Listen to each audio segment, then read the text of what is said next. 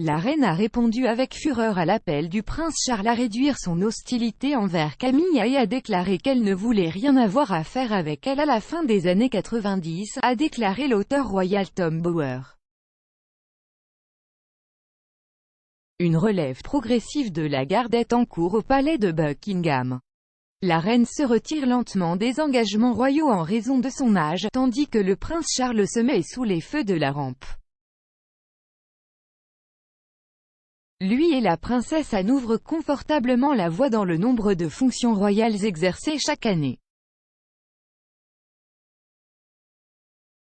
Camilla, duchesse de Cornouailles, assume également une plus grande part du fardeau, rencontrant les dirigeants mondiaux lors du sommet des dirigeants de la COP26 la semaine dernière et les stars des Hollywood lors de la dernière première du film James Bond il y a quelques semaines. L'expert royal Howard Hodgson a déclaré à Express.co.uk que la reine adore absolument Camilla, mais cela n'a pas toujours été le cas. Charles et Camilla se sont mariés en 2005, mais leur relation remonte au début des années 70. La princesse Diana a suggéré que Camilla avait joué un rôle dans la rupture de son mariage avec Charles dans son interview avec Martin Bachir, affirmant que nous étions trois dans ce mariage. L'auteur d'enquête et journaliste Tom Bower a affirmé dans le Daily Mail en 2018 que la reine avait initialement refusé d'avoir une quelconque interaction avec Camilla. Il a écrit, pendant des années, la reine et sa mère ont refusé d'avoir quoi que ce soit à voir avec la maîtresse de Charles. Non seulement il ne voulait pas qu'elle soit présente à une quelconque fonction royale, formelle ou informelle, il la désapprouvait activement et la relation de Charles avec elle. Charles a déclaré à Jonathan Dimbleby, dans une interview diffusée en 1994, qu'il avait ravivé sa relation avec Camilla après que son mariage avec Diana se soit irrémédiablement rompu. Lui et Diana se sont séparés en 1992 et ont officiellement divorcé en 1996, mais affirme désapprouver toujours sa relation avec Camilla même après son divorce. Après la mort tragique de Diana dans un accident de voiture à Paris en 1997, Charles et Camilla ont travaillé dur pour réhabiliter leur image, dans l'espoir qu'un jour ils seraient acceptés comme un couple légitime, mais se sont heurtés à une résistance farouche. Monsieur Bower a écrit que Charles était exaspéré par ce qu'il a qualifié de situation intolérable et en a confronté sa mère à Balmoral en 1998. Il a déclaré, il a demandé qu'elle adoucisse son antagonisme afin qu'il puisse vivre ouvertement avec Camilla. Son espoir était que la reine, qui intervenait rarement, ne l'interdirait au moins pas directement.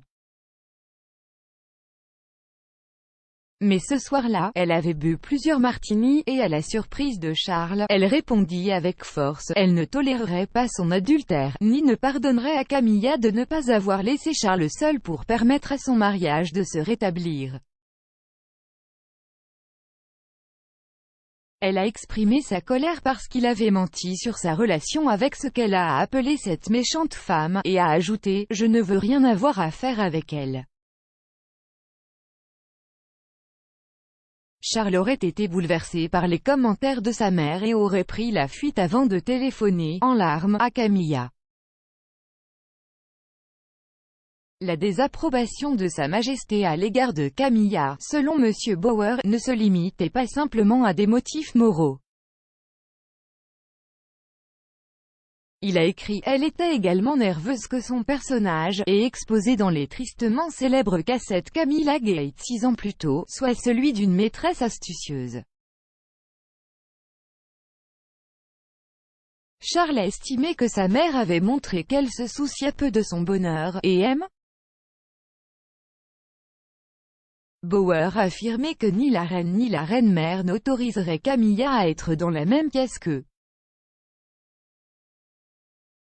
Charles aurait changé de tactique après l'épreuve de force de Balmoral. Il l'a invité à la fête du 60e anniversaire du roi Constantin de Grèce en 2000, sachant que la reine ne voudrait pas la manquer. Monsieur Bauer a écrit que la reine avait clairement indiqué qu'elle ne voulait pas être présentée à Camilla lors de la fête. Le tournant, a affirmé Monsieur Bauer, a été la mort de la reine-mère. Camilla a été autorisée à assister aux funérailles, bien que non pas en tant que partenaire de Charles, mais en tant que amie de la reine-mère.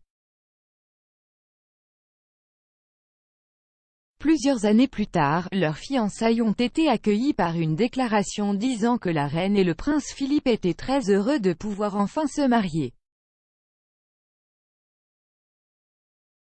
La reine n'a pas assisté au mariage de Charles et Camilla en 2005 car, selon The Telegraph, cela aurait été contraire à la boussole morale de sa position de chef de l'Église d'Angleterre.